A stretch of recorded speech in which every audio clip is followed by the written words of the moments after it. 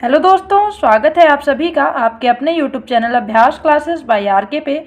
तो हम अपने क्वेश्चंस की जो सीरीज़ देख रहे थे उसमें हम जनरल साइंस के प्रश्नों को देख रहे थे।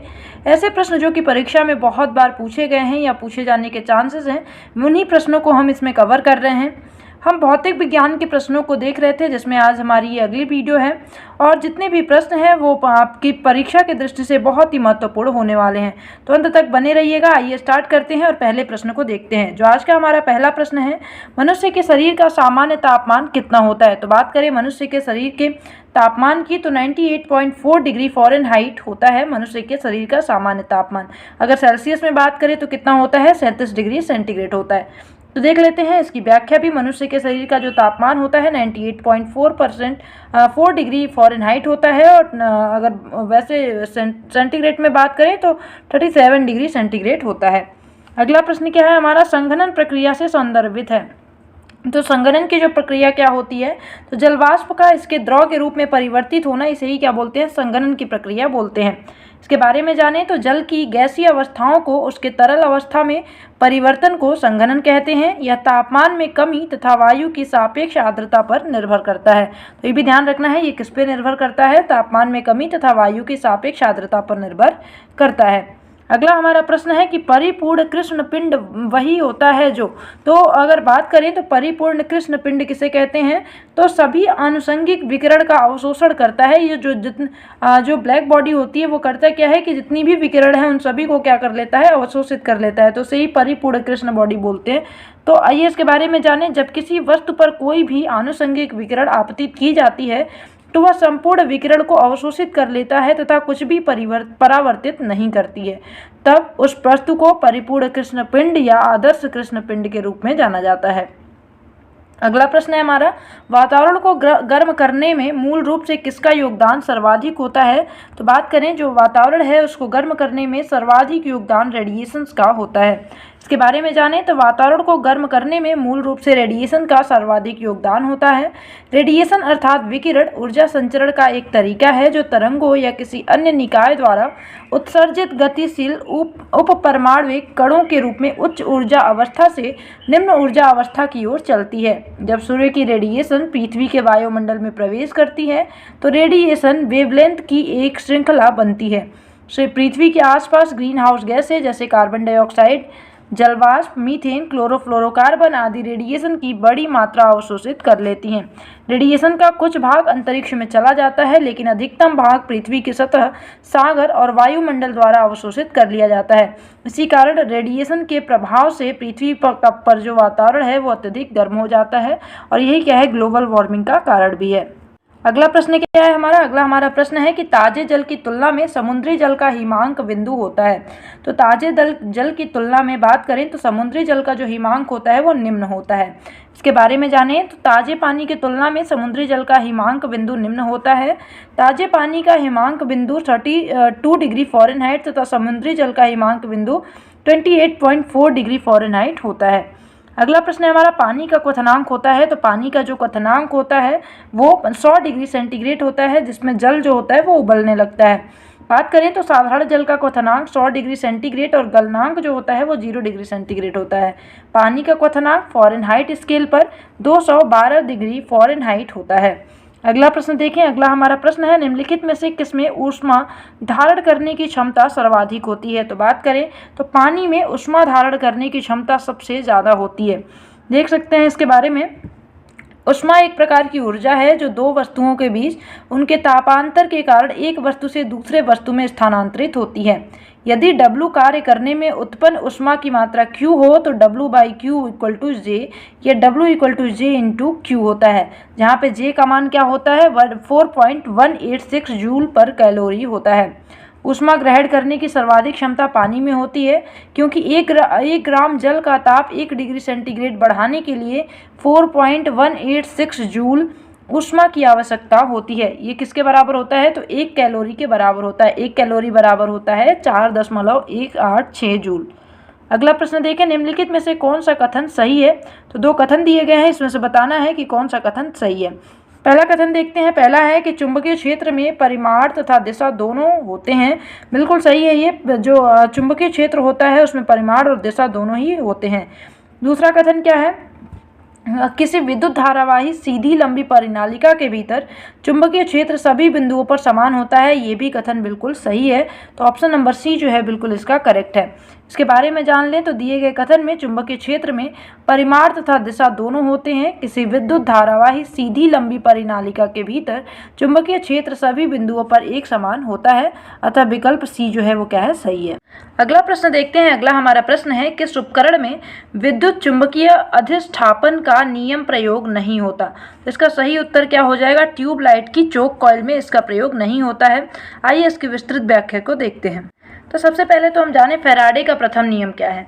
जब किसी बंद परिपथ में संबद्ध चुंबकीय फ्लक्स के मान में परिवर्तन होता है तो परिपथ में विद्युत वाहक बल उत्पन्न होता है।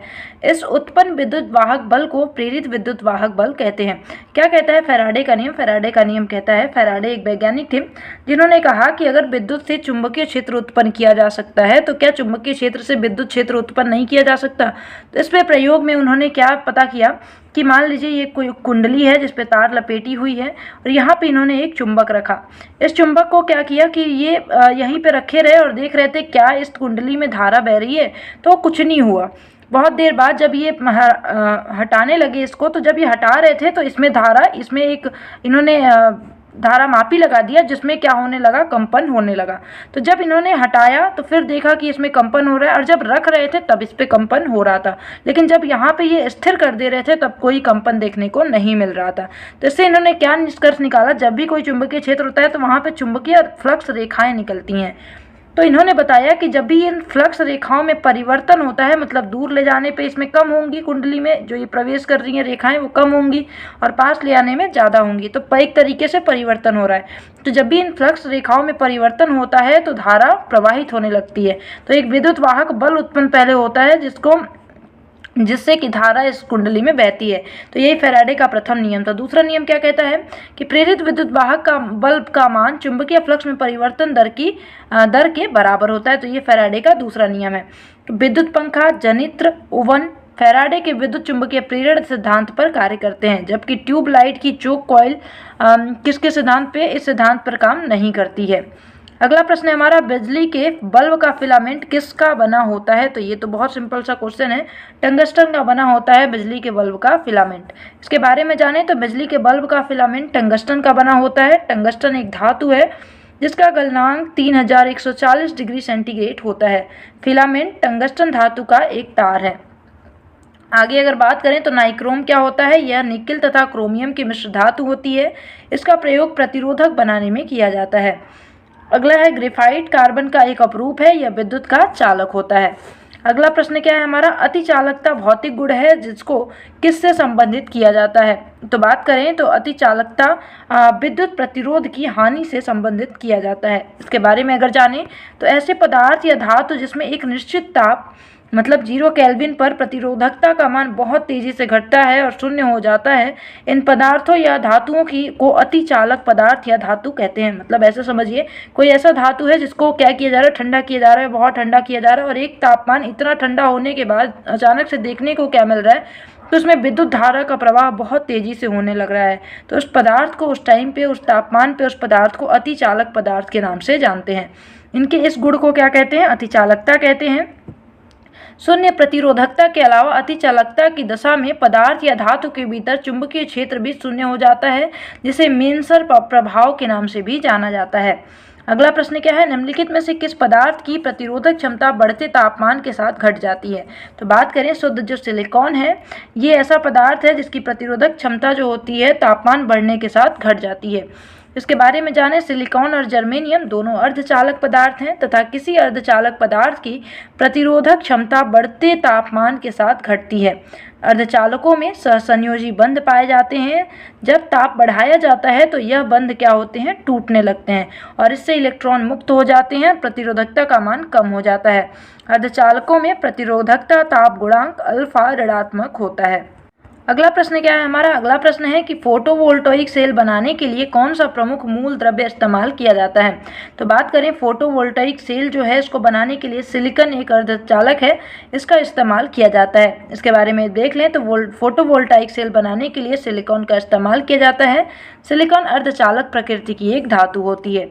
अगला प्रश्न है हमारा, निम्नलिखित में से किस पदार्थ या सामग्री में से ध्वनि सर्वाधिक धीमी गति से गमन करती है? तो किसमें ध्वनि की जो चाल होती है वो सबसे कम होती है? तो वायु में ध्वनि की चाल सबसे कम होती है। ध्यान रखिएगा, ठोस पदार्थों में ध्वनि की चाल सबसे ज़्यादा होती है। ध्वनि को हमेशा गति करने के लिए माध्यम की आवश्यकता होती है। अगर बात करें इसी वायु की, अगर प्रकाश की बात करें तो वो निर्वात में सबसे तेज गति करती है, मतलब जहाँ पे वायु भी नहीं हो वहाँ पे सबसे तेज गति करती है, क्योंकि प्रकाश के चलने के लिए माध्यम की आवश्यकता नहीं होती है। तो दिए गए विकल्पों में वायु में ध्वनि की चाल सबसे कम 343 मीटर प्रति सेकंड होती है। ध्वनि की चाल सर्वाधिक ठोस में, उसके बाद द्रव में तथा सबसे कम गैसों में होता है। ऐसा इनके आणविक संगठन के कारण होता है। अगला प्रश्न है हमारा, टेलीविजन प्रसारणों में ऑडियो सिग्नलों के संक्रमण के लिए प्रयुक्त तकनीकी है, तो इसके लिए कौन सा तकनीकी यूज किया जाता है? तो आवृत्ति नियंत्रण का उपयोग किया जाता है। इसके बारे में जानें तो टेलीविजन प्रसारण में ऑडियो सिग्नल के प्रसारण के लिए प्रयुक्त तकनीकी आवृत्ति नियंत्रण है। यह एक ऐसी तकनीकी है जिसमें एनालॉग सिग्नल को डिजिटल सिग्नल में बदला जाता है, जबकि वीडियो सिग्नल के लिए आयाम नियंत्रण तकनीकी का इस्तेमाल किया जाता है। अगला प्रश्न है हमारा कि एफएम का क्या मतलब है? तो एफएम जो होता है वो फ्रीक्वेंसी मॉड्यूलेशन इसका संक्षिप्त रूप है। तो बात करें एफएम क्या है? फ्रीक्वेंसी मॉड्यूलेशन का संक्षिप्त रूप है। अगला हमारा प्रश्न क्या है, निम्नलिखित में से किस भारतीय वैज्ञानिक ने लेंसिक नेत्र शल्य चिकित्सा की तकनीकी विकसित करने में महत्वपूर्ण भूमिका निभाई थी? तो बात करें तो इसका सही उत्तर हो जाएगा मणिलाल भौमिक। मणिलाल भौमिक ऐसे भारतीय वैज्ञानिक थे जिन्होंने लेंसिक नेत्र शल्य चिकित्सा की तकनीकी में अपना एक महत्वपूर्ण योगदान दिया था। आइए इनके बारे में जानें। तो अगर बात करें तो मणिलाल भौमिक एक भारतीय अमेरिकी भौतिक वैज्ञानिक और लेखक हैं। इन्होंने लेंसिक नेत्र शल्य चिकित्सा की तकनीकी विकसित करने में महत्वपूर्ण भूमिका निभाई। अगला प्रश्न है हमारा, किस संगठन ने प्राकृतिक तेलों का उपयोग करके पानी को कीटाणु रहित करने के लिए एक नई तकनीकी स्वास्थ्य शुरू की है? तो बात करें तो इसकी शुरुआत किसके द्वारा? CSIR NCL के द्वारा इसकी शुरुआत की गई है। इसके बारे में बात करें तो CSIR national chemical laboratory Pune ने प्राकृतिक तेलों का उपयोग करके पानी को कीटाणु रहित करने के लिए स्वास्तिक नामक एक हाइब्रिड तकनीक विकसित की है। यह तकनीकी राष्ट्रीय जल जीवन मिशन की पृष्ठभूमि में विकसित की गई है। यह विधि हानिकारक बैक्टीरिया को पूर्ण रूप से समाप्त कर सकता है। अगला प्रश्न क्या है हमारा? अगला है, जीपीएस में वस्तु की स्थिति निर्धारित करने के लिए किस अवधारणा का प्रयोग किया जाता है? तो चुंबकीय जो जीपीएस सिस्टम होता है उसमें रेंजिंग का प्रयोग किया जाता है। इसके बारे में बात करें तो जीपीएस है क्या? तो जीपीएस ग्लोबल पोजिशनिंग सिस्टम है। अमेरिकी रक्षा विभाग द्वारा निर्मित एक वैश्विक उपग्रह आधारित नेविगेशन सिस्टम है जो किसी व्यक्ति या पृथ्वी पर किसी वस्तु की सटीक अवस्थिति का पता लगाता है। किसी वस्तु की स्थिति निर्धारण के लिए जीपीएस रेंजिंग पद्धति पर काम करता है। और आज का अगला प्रश्न क्या है कि जब कोई पक्षी किसी वस्तु पर अपनी दोनों आंखें केंद्रित करता है तो वह दूरी का अनुमान लगा सकता है, और जब उसकी आंखें दो अलग अलग चीज़ों पर ध्यान केंद्रित करती है तो यह डैश होती है। तो इसका मतलब क्या होता है? जब वो अलग अलग अपनी दोनों आंखों को अलग अलग चीज़ों पे केंद्रित कर रहा होगा, इसका मतलब होता है कि वो अपनी दृष्टि की सीमा को बढ़ा रहा है। तो इसके बारे में जानें तो अलग अलग पक्षियों की अलग अलग तरह की दृष्टि होती है। जिन पक्षियों के सिर के किनारे आंखें होती हैं उनके पास विस्तृत दृश्य क्षेत्र होता है। ऐसे पक्षी एक समय में दो अलग अलग वस्तुओं पर ध्यान केंद्रित कर सकती हैं। जब इनकी आंखें दो अलग अलग वस्तुओं पर ध्यान केंद्रित करती हैं तो इनकी दृष्टि की सीमा बढ़ जाती है। उनको इधर उधर देखने के लिए सिर हिलाने की ज़रूरत नहीं पड़ती। इसके उदाहरण क्या क्या हैं? तो पतंगा हो गया, चील हो गया, गिद्ध हो गया, ये इसके उदाहरण हैं। तो ये थे हमारे भौतिक विज्ञान के जो महत्वपूर्ण प्रश्न थे, उनको हमने देख लिया है।